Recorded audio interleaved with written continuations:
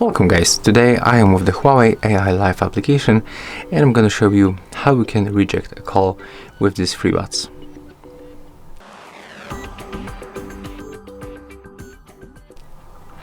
So at the first, just be sure that on the Huawei AI Live application you will have the gesture setup. Pinch twice to reject a call. So it works on the right and the left earbud, and I'm going to show you right now how to make it.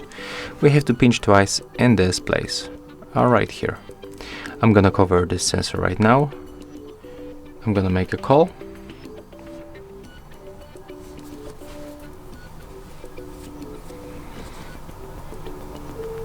And right now, just pinch 2 times right here. As you can see, it works. Very simple. That's all for this video. If you find it helpful, just remember to leave a like, comment and subscribe.